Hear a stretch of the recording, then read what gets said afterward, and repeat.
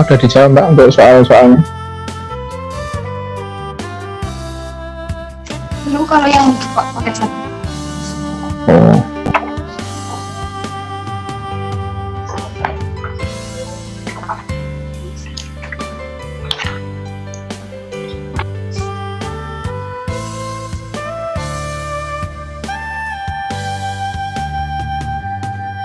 Nah, saya tekan dulu. Iya.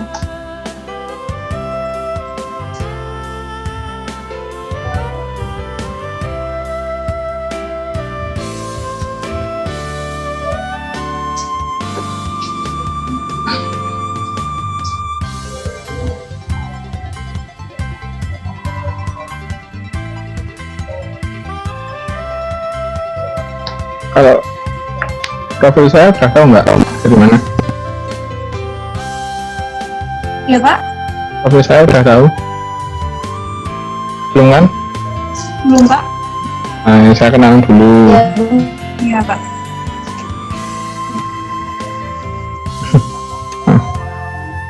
Saya Bimo dari Solo, kerjanya di BPD Kota Surakarta di bidang perencanaan. Ya Pak, saya perkenalkan Pak, saya Dwi dari Bengkulu, Bengkulu Selatan. Masuknya di mana Mbak itu nanti? Di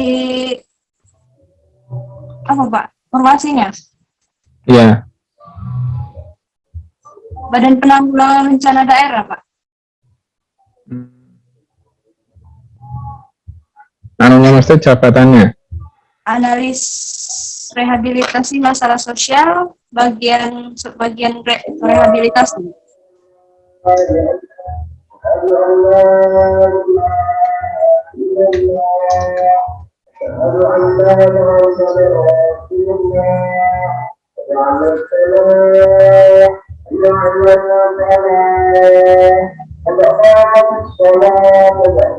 Baik, untuk saya langsung ke materi apa namanya, penanggulangan bencana aja ya.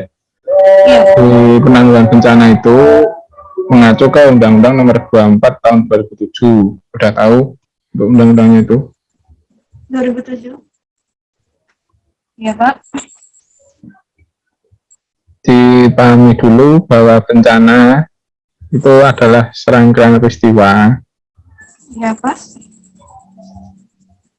yang di peristiwa itu mengakibatkan kerugian baik secara materi, baik secara jiwa, terus harta benda atau materi tadi ya, dan terakhir itu psikososial. Iya.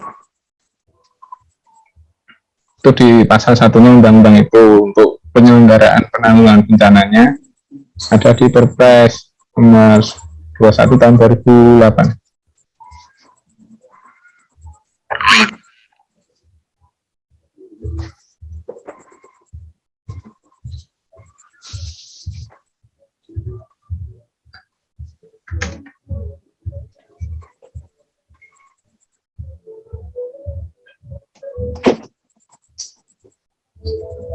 Mbaknya udah buka itu Mbak?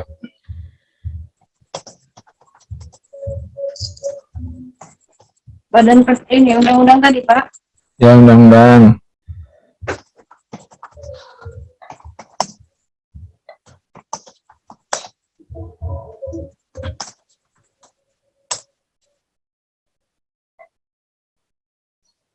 Ya Pak. Nah, di penanggulangan bencana sendiri itu ada namanya manajemen bencana. Kalau di BPD itu meliputi dari pencegahan, terus kedaruratan, dan rehabilitasi dan rekonstruksi. Khususnya untuk rehabilitasi dan rekonstruksi itu untuk formasi jenengan itu ada yang infrastruktur, hunian masyarakat, dan psikososial. Siap.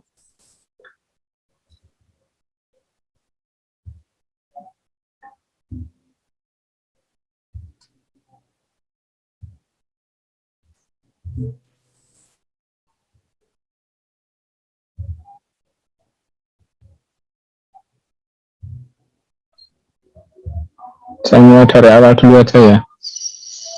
Iya Pak. Berarti mbaknya belum tahu sama sekali ya tentang. Belum sama sekali Pak.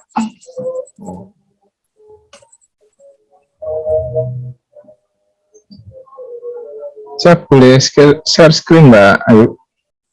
Iya. Iya, sudah boleh Pak, sudah bisa.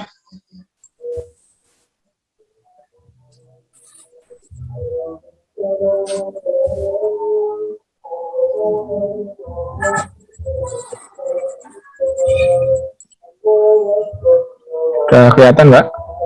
Iya kelihatan Pak. Kita mulai dari apakah itu bencana. Iya Pak. Yang itu bisa dipahami untuk rohnya itu ini. Kelihatan? Iya Pak. Bencana. Kelihatan Pak.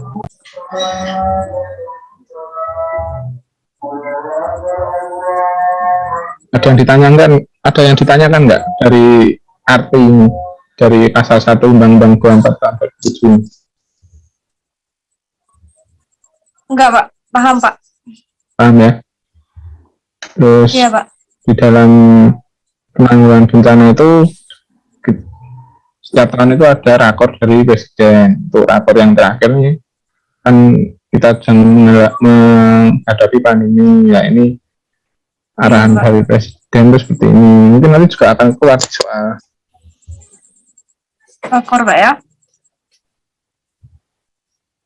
hal yang paling utama adalah pelaksanaan di lapangan, bukannya membuat aturan. Jadi dalam penanggulangan bencana itu di lapangan memang kadang terkendala dengan aturan, terus dengan tupoksi, nah itu Ya.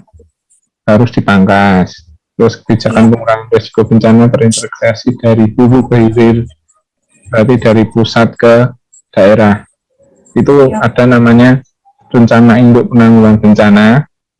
Kemudian di daerah, provinsi dan daerah itu adanya rencana penanggulangan bencana. Iya Pak. Terus ini penyelenggaraan manajemen tanggap darurat, rehabilitasi dan rekonstruksi serta peringatan dini dilakukan secara tepat dan akurat. Secara tepat dan akurat itu kita harus bekerjasama dengan stakeholder, karena sifat dari Badan Penanggulangan Bencana itu adalah koordinasi dari ya komando di saat ada bencana, dari sebelum dan saat, dari dan pasca. Iya Pak. Sebelum dan setelah Pak ya. Belum, saat, dan setelah atau pasca bencana itu. Iya Pak. Terus edukasi dan literasi kebencanaan terus ditingkatkan mulai dari lingkup keluarga.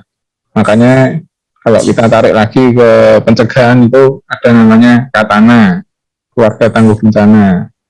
Oh iya Pak.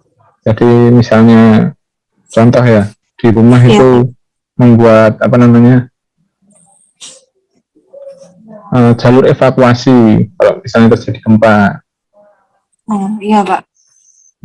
Pak bisa dibayangkan ya? Bisa Pak. Nah, itu nanti ada Katana, ada Distana, desa tangguh bencana. Desa tangguh bencana. Kita dulu ya Mbak, dari atas, istilah dari permukaan air dulu, biar Iya, Mbak Pak. tentang bencana itu apa dulu ya. Iya Pak. Nah ini apabila bahaya, kemudian kerentanan kapasitas maka risiko bencana akan muncul. Di situ ada bahaya, risiko, ini lebih ke pencegahan sih, bisa dipahami ya. Iya. Bisa Pak.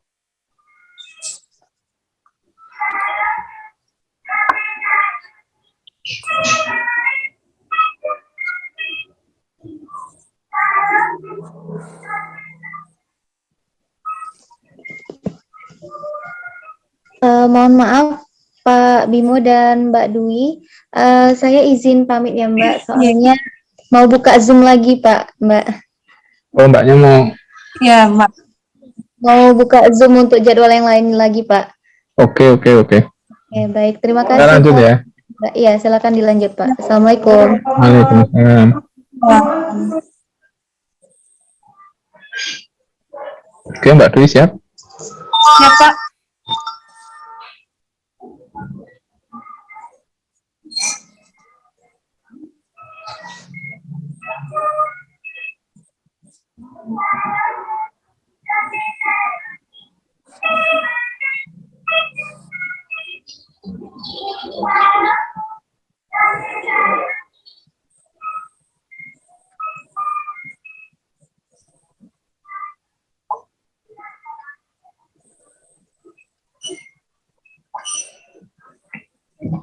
Nah, pengelolaan bencana itu sendiri ini ada pengelolaan risiko bencana, pengelolaan kedaruratan, pengelolaan dan pemulihan. Nah, nanti Mbaknya ada di posisi ini, Pengelolaan, Pak, ya.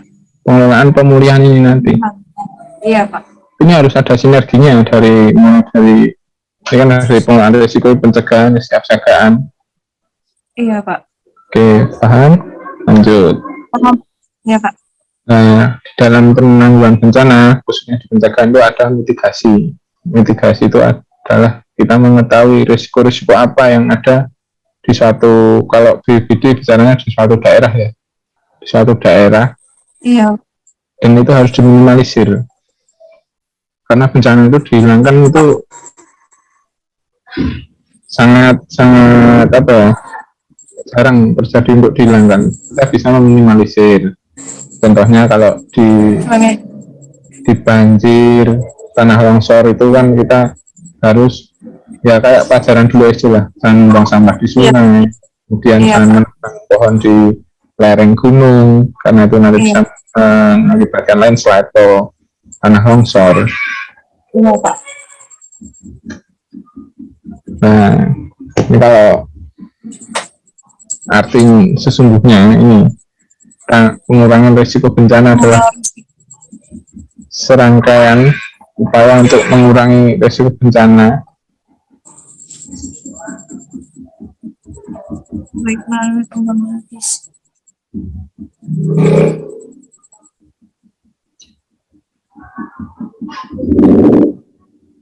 Paham ya? Bisa dibaca ya? Iya, Pak. Bisa, Pak. Mengapa mitigasi dilakukan? Jangan meningkat dalam hal frekuensi dan dampak. Masyarakat termiskin itu yang paling rentan, dan ditambah lagi orang-orang difabel.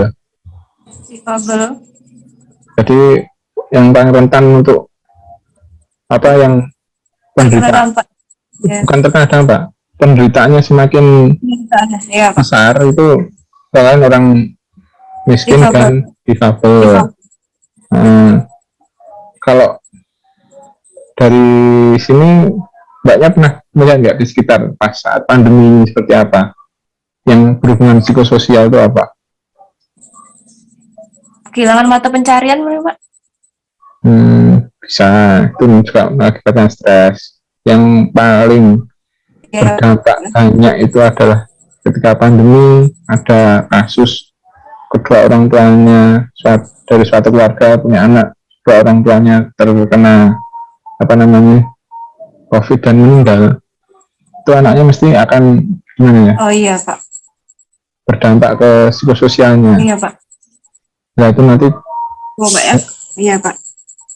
Nah itu, makanya bencana itu harus diminimalisir dari awal itu seperti itu maksudnya. Kemudian pengurangan risiko bencana lebih efektif dalam daya ketimbang bantuan dan pemulihan dalam jangka panjang. Iya, Pak. Ada bentuk mitigasi struktural, terus mitigasi non struktural. Indikasi struktural membuat sedang Struktural itu lebih kepada ke fisik, dan fisik, Pak, ya. Pembangunan fisik ya, infrastruktur, terus membuat tanggul ketika ada Iya. ketika di suatu daerah rawan tuh ada rawan banjir, contohnya itu membuat tanggul. Nah, struktural itu kita contohnya MOU dengan pihak-pihak lainnya. Oh iya, tahu Iya. artinya segitiga di BNPB atau BPD itu logonya? Segitiga apa? Di logo BNPB dan BPD itu tahu artinya? Nggak tahu, Pak. Itu artinya sinergi antara pemerintah, dunia usaha, dan Pemerintah, masyarakat. dunia usaha dan masyarakat. Iya, Ya. karena bencana itu adalah tanggung jawab bersama, makanya logonya segitiga. Itu dulu ketika era Pak Doni Monardo jadi pentahelik. Iya, Pak. Tapi ditambah media massa dan dunia akademi. Iya. Dalam hal ini adalah universitas. Universitas ya. Ya.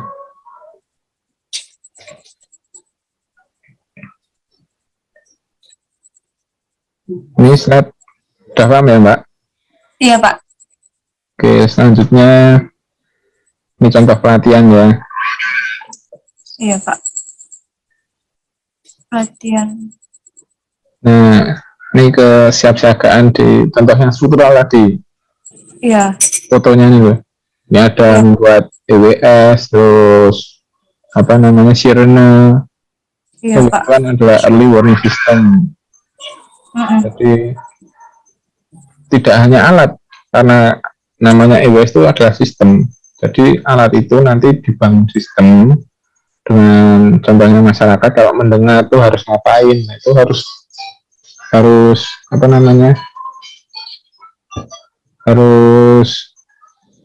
berkesinambungan, harus tidak hanya alat ditaruh situ, nanti masyarakatnya nggak tahu ngapain, malah lebih parahnya malah dicuri. Iya.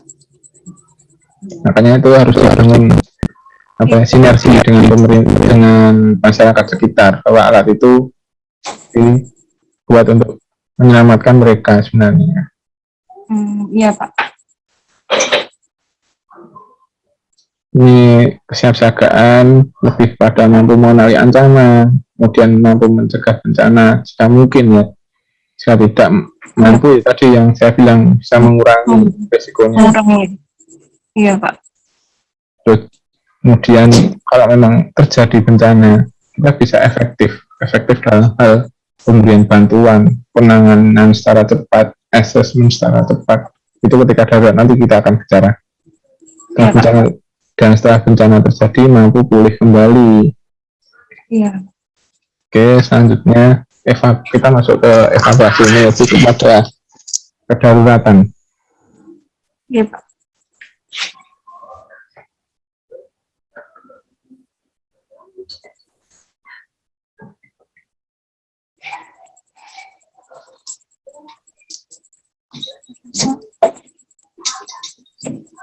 Ini ke tanggap darurat bencana. Iya.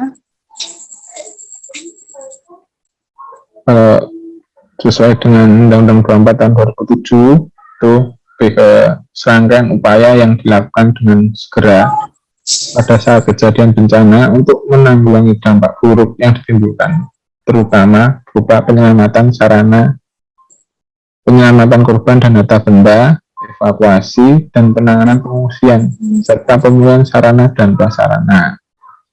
Ini dilakukan secara sementara ya, Mbak. Dalam hal ini bisa. Iya, Pak. Ini nanti saya kasih slide-nya, tenang aja. Iya, Pak. Terima kasih, Pak. Dalam hal ini serta pemulihan dalam hal darurat itu untuk sementara supaya tidak terjadi hal yang lebih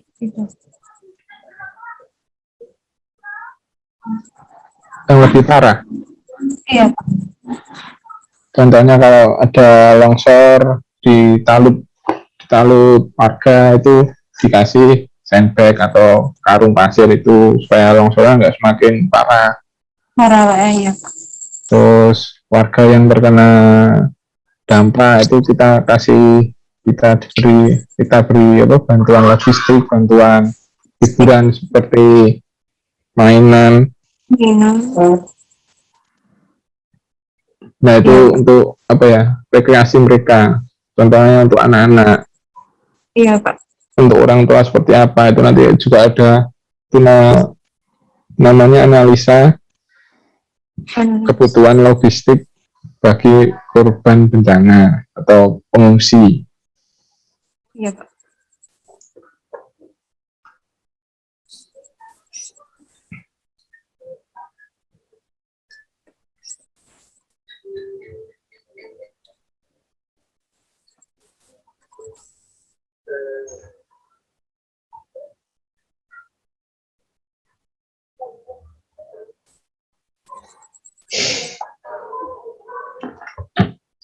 Evakuasi bencana, satu tindakan memindahkan orang yang terkena bencana.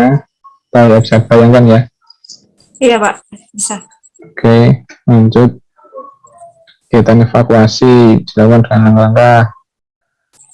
Tim evakuasi menuju lokasi untuk pencarian, memindahkan korban, memberikan pengobatan sementara, memberikan dukungan sosial dan psikologis bagi korban bencana. Melaporkan kegiatan evakuasi berkala 3 jam. Ini untuk operasi di kedaruratan ya. Tapi hal yang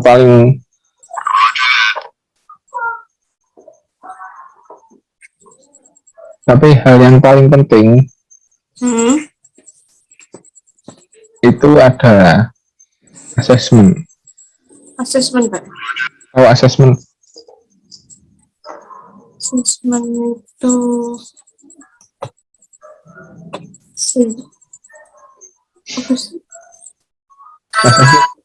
Asesmen tahu?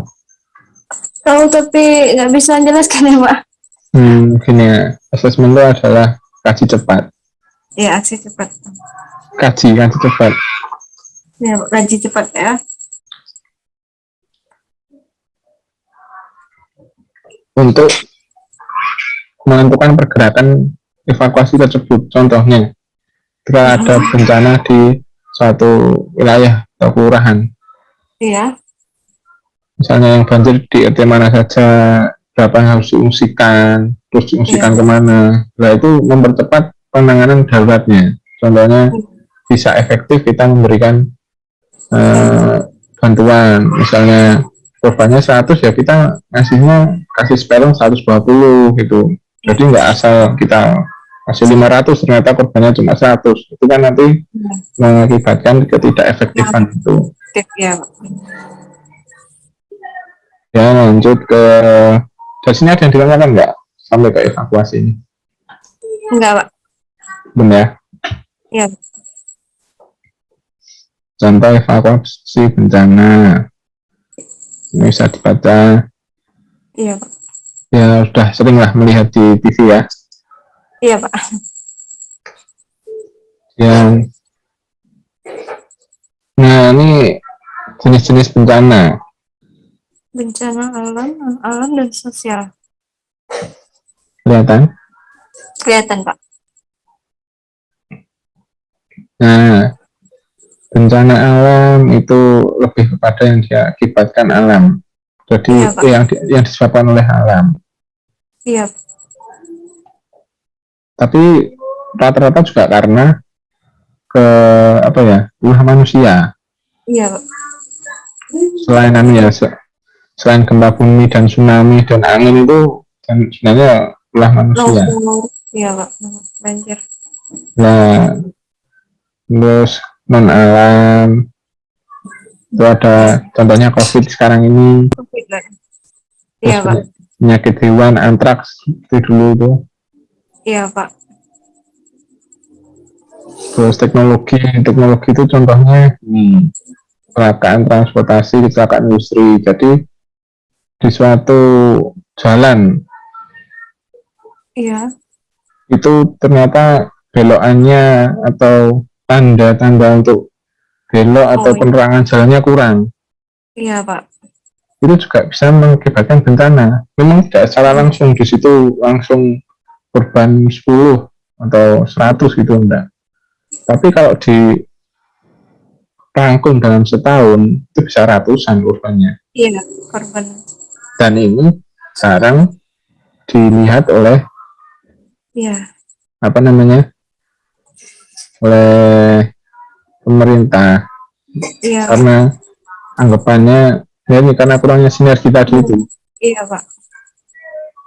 Terus kalau ke sosial itu ada konflik terorisme, contohnya di Papua itu Iya, eh, mereka kan jadi nggak bisa, apa, kalau orang Papua biasanya apa ya, berburu atau mungkin mencari tanah makan di hutan atau kegiatan yang sejenisnya lah, iya, Pak. karena itu karena takut ditembak atau takut apa namanya dijadikan tawanan. Nah itu masuk bencana sosial. Sosial.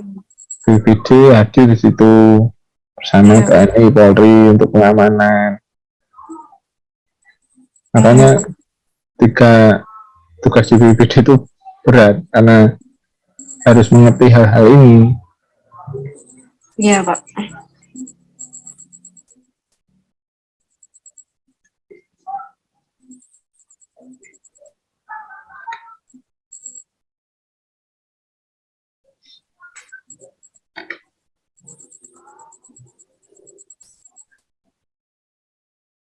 Ini ada bencana alam, natural disaster, contoh-contohnya ya. Iya, Pak. Banjir. Banjir, tanah Nah ini longsor. kemungkinan banjir. Iya, Pak.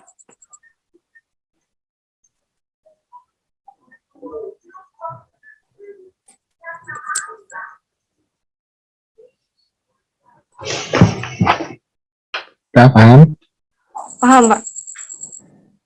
dampak banjir. Dan dari arti bencana itu kan masuk loh, bahwa mereka jadi nggak bisa bekerja, mereka mungkin ada yang hanyut, Iya, korban jiwa, dan akhirnya nanti ke dampaknya ke psikososial loh. sosial keluarga. Ya, Iya, Pak.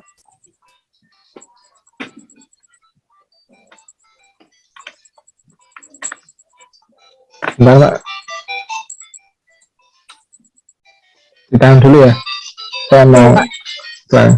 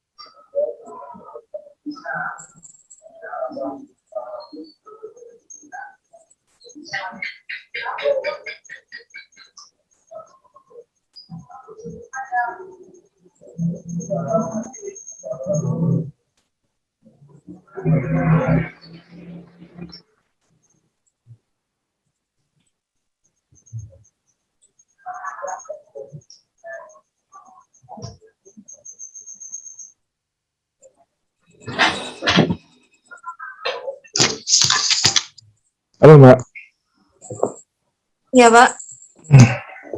Belum ngantuk toh? Belum, Pak.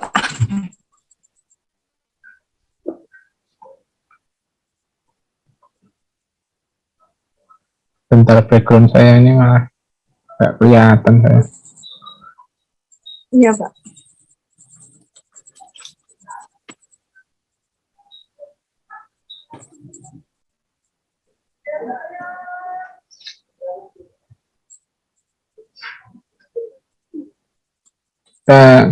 Tadi di banjir toh, kita Iya, Pak. lanjut ke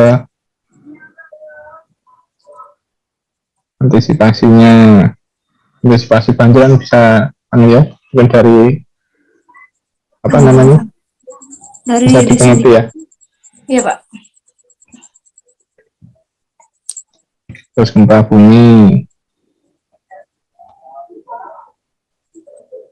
dan ini contoh-contoh Pak gempa bumi. Iya, Pak.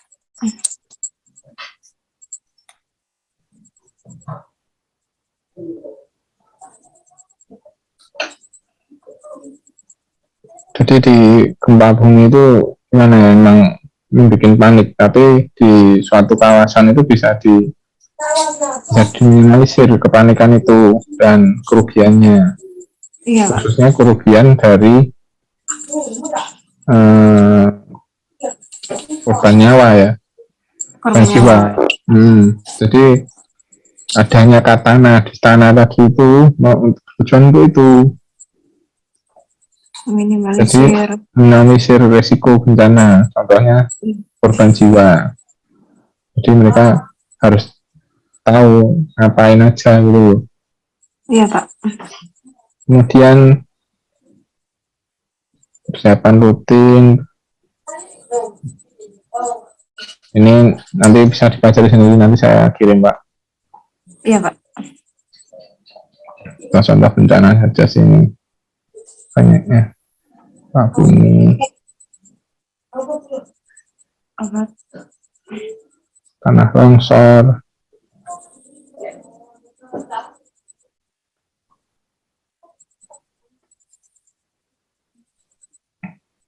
Ini ya contoh-contoh bencana nanti bisa dibaca ya Mbak. Iya, Pak. Masih semangat nggak nih? Masih, Pak. Di masa depan ya. Iya, Pak. Dari sini ada yang ditanyakan nggak? Belum, Pak. Gimana? Jadi kebijakan itu kita harus melihat dulu, dengan kebijakan itu kita bisa melakukan atau enggak. Iya, Pak. Contohnya sumber daya, kebijakan apa ya contohnya bencana itu. Contohnya tanggap darurat nasional COVID-19. Nah, dikeluarkannya itu kan mesti presiden melihat sumber dayanya apa yang kita bisa lakukan untuk penanganan darurat. Iya, Pak. Berapa lamanya kira-kira kita bisa ada PPKM. Terus dengan adanya kebijakan itu kita punya uang berapa, karena kebijakan itu kan mengakibatkan contohnya orang nggak bisa jualan, nggak boleh ada pertemuan orang. Nah, itu kita harus bisa memberikan subsidi, yaitu termasuk uang. Terus ini untuk memperingatkan ke warga yang tidak pakai masker. Iya. Terus peralatannya apa saja, contohnya untuk sosialisasi, kita punya media online, Instagram, atau media TV, media surat kabar. Nah, itu Iya, Pak. paham ya itu ya? Paham, Pak. Terus nomor 15, menurut selanjutnya ya Pak, menurut model kelompok kebijakan pers Indonesia yang pernah dikeluarkan oleh Menteri Penerangan masa Orde Baru dapat berubah jika ada situasi dan kondisi kelompok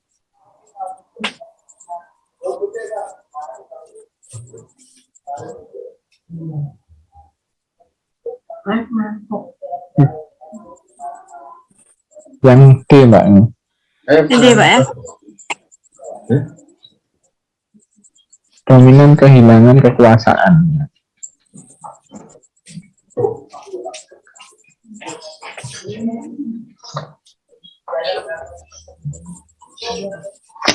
Ada 16 ya Mbak.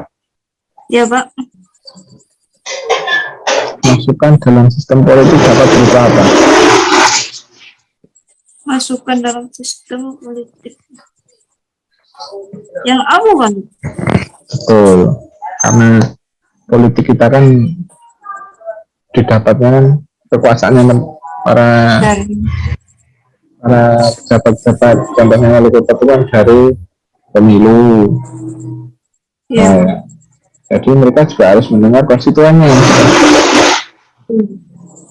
Tapi ketika menjadi pejabat tidak hanya dengan konstituen, harus masyarakat luas. Meskipun dulu nggak dukung juga harus didengar. Iya Pak. Makanya itu politik juga berpengaruh dalam kebijakan itu seperti itu. Masalah publik itu kan yang punya masalah kan tidak hanya pendukungnya yang dulu saja. Iya. Terus paham ya Mbak? Ini. Iya Pak. Terus salah satu kebijakan pemerintah yang dilakukan ketika mengatasi masalah di bidang ekonomi adalah kebijakan fiskal. Yang artinya Yang A bukan Pak? betul, mengubah penerimaan dan pengeluaran negara itu fiskal ya. Iya Pak. Sudah ada kata-kata ekonomi fiskal itu sih Sikap. Pendapat. lebih kepada apa ya namanya ya, finansial. Finansial. Selanjutnya, salah satu ciri-ciri model rasional komprehensif sebagai model kebijakan publik adalah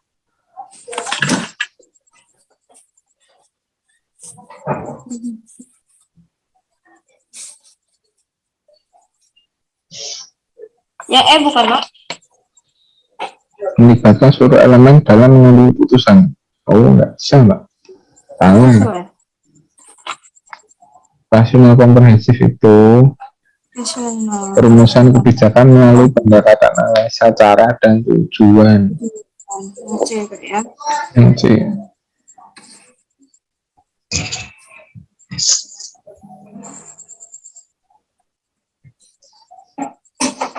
Kenapa itu? Ya.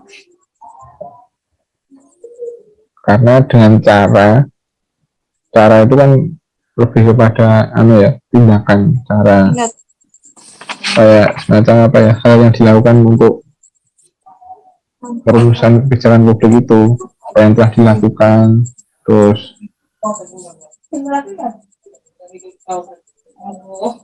nah itu dan tujuannya itu nanti bisa bersinambungan. Jadi perumusan kebijakan melalui pendekatan analisa cara dan tujuan. Iya. Terus selanjutnya 4 fase dalam perumusan masalah menurut Wimmer dan Vining. Banyak juga harus baca-baca ya ini ya berarti ya. Yang B bukan Pak? Nah, kalau hal ini mungkin hafalan ya Mbak. Iya Pak. Yang jawabannya C, problem solving. Ini bisa dibaca lagi kalau itu. Iya Pak. Data menurut skala pengukuran dibagi menjadi 4, kecuali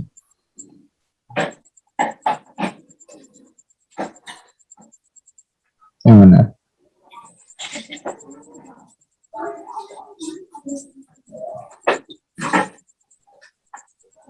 Halo? Iya Pak. Data panel loh Pak. Betul, data panel. Nama mbaknya Apa? ada kesibukan? Enggak Pak. Oh enggak. Kita mau ke belakang dulu? Enggak loh. Enggak Pak. Untuk sampai 20 soalnya ada yang ditanyakan dulu. Belum Pak. Belum ya? Oke.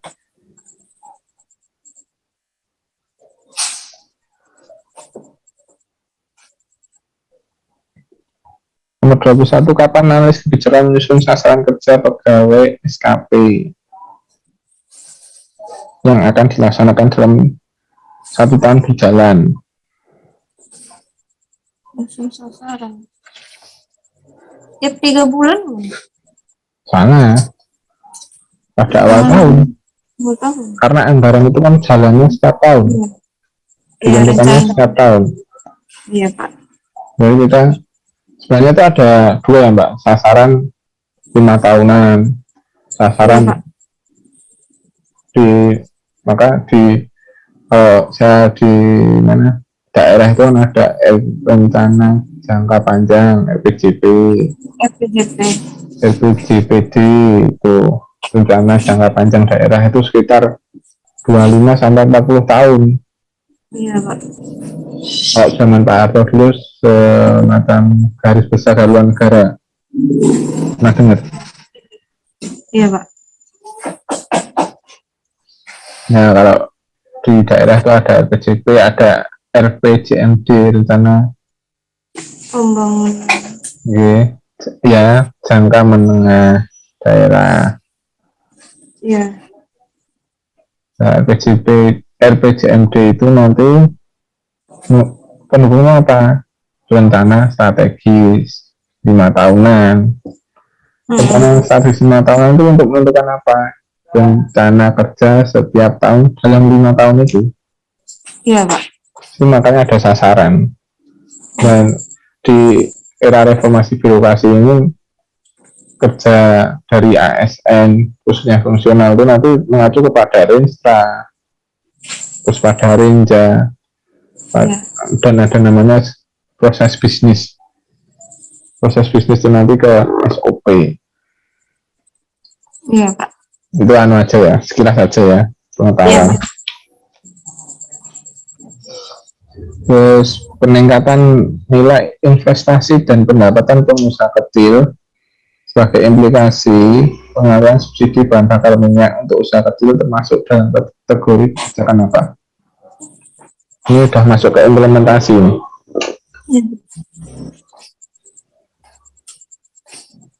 Program bukan yang Bukan. Kan dari tadi itu kita ke outcome kan dulu Mbak. outcome. Hasil dari kebijakan kita itu apa? Kita pernah melakukan kebijakan, output kebijakan itu tadi ya. Nah, Iya. hasil dari kebijakan itu apa?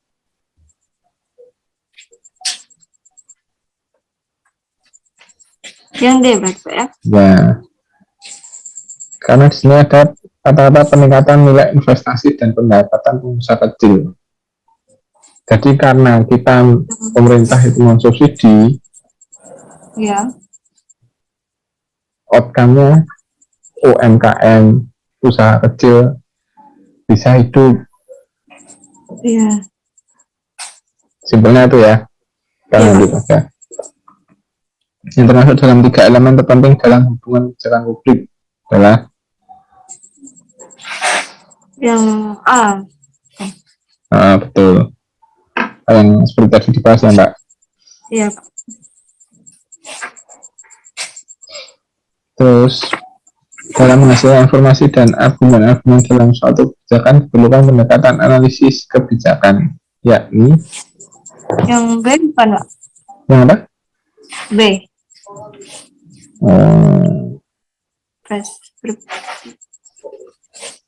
Hormat. D. Yang D Mbak. D ya. Empiris itu kan kenyataan, evaluatif itu semacam data-data yang telah didapat. Jadi setiap kebijakan yang dibuat itu pemerintah daerah atau pemerintah pusat itu selalu mengandung BPS. Apa BPS? Iya. Data BPS. Apa BPS? Data dari Badan Pusat Statistik. Iya, betul. Pendekatan normatif. Pendekatan normatif itu aturan-aturan apa saja yang ada supaya kebijakan itu tidak melanggar hukum, tidak melanggar aturan. Iya, Pak. Kemudian pendekatan yang bersifat deskriptif yang ditekankan pada penjelasan berbagai sebab dan akibat dari suatu kebijakan publik adalah pengertian dan pendekatan Sebab dan akibat.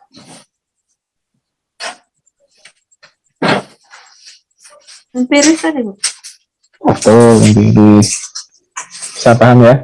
Kenapa Iya, Pak. empiris? Iya, Pak. Kenapa? Cerita coba. Empiris. Hubungan sebab akibat tadi. Nah, betul.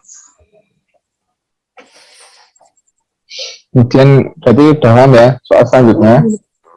Kebijakan yang mengatur tata kelola dan pelayanan barang publik seperti kebijakan fasilitas umum termasuk dalam jenis kebijakan Barang privat. Umum. umum. Barang publik kan. Kebijakan barang Publik, Pak. publik. Paham ya?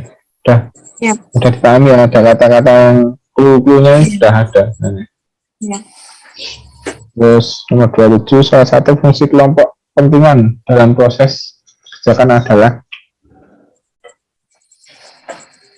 Yang penghubung antara rakyat dan perumus. nah, betul. Ya. Karena di dalam suatu daerah atau pemerintahan itu ada namanya musyawarah rencana. Entah itu rencana 5 tahunan atau rencana kerja 1 tahunan, mesti ada musyawarah rencana. Ya, musren. Kalau di pernah tahu? Nggak kayak di desa musrenbang. Musren Bangkal, Musren Bangdes. Ya. Nah itu nanti Ya. naik terus nanti Musren Bangkot. Karena di Ya. setiap daerah kan mesti ada yang punya kepentingan. Oh ini apa? Ya, Pak. Ini contoh kalau di bencana ya. Oh ini di kawasan ini sungainya sudah sempit atau butuh pelebaran. Nah itu diusulkan lewat musrenbang. Ya. Terus salah satu pihak yang terlibat dalam proses pengusahaan kebijakan publik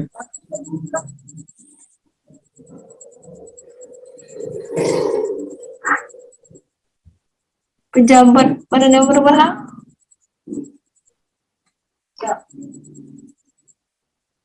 Masyarakat.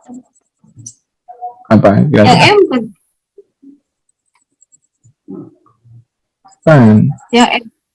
partai politik itu kan hanya memberikan kadernya untuk masuk ke legislatif atau ke eksekutif. Pejabat yang berwenang. Nah betul, jabat atau badan yang berwenang karena kita punya tugas politika dalam pelaksanaan pemerintahan. Halo? Iya, Pak.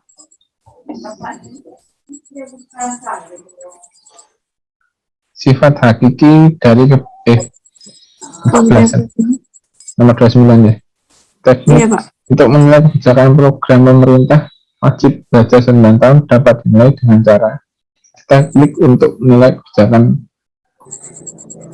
Persepsional kan. kok persepsi itu kan kita ambil dari orang loh, berarti kita tanya seorang atau suatu lembaga.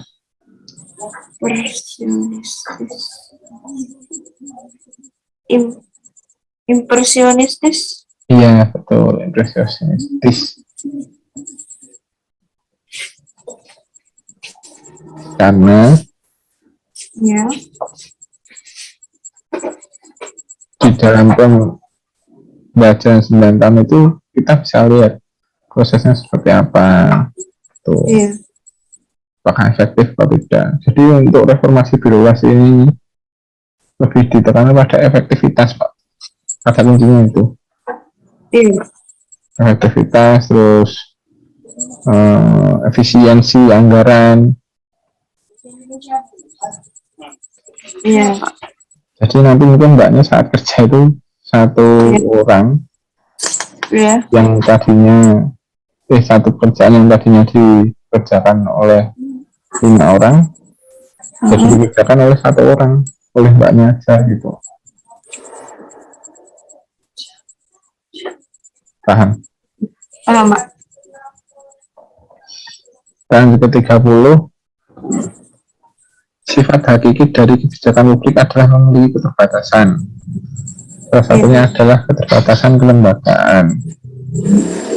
Berikut penempatan lembaga-lembaga negara nirlaba kecuali. Gampang ini. Mau ganti lain, Pak.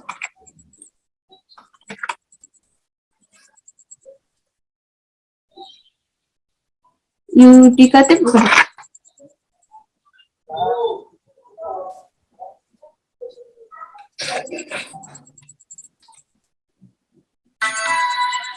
Nirlaba itu yang tidak mengambil laba, Mbak.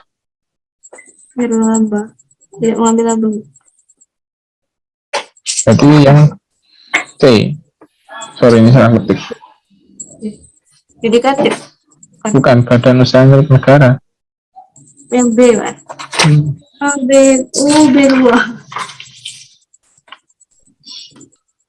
Ya, untuk mengakhiri sesi ini, mari kita doa dulu supaya mbaknya bisa lancar depannya. Mbaknya sudah dikasih tahu kan ada pertemuan selanjutnya? Belum. Oh belum.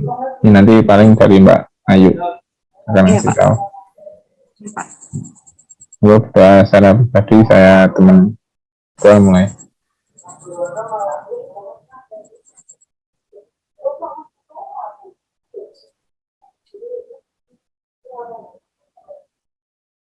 Amin.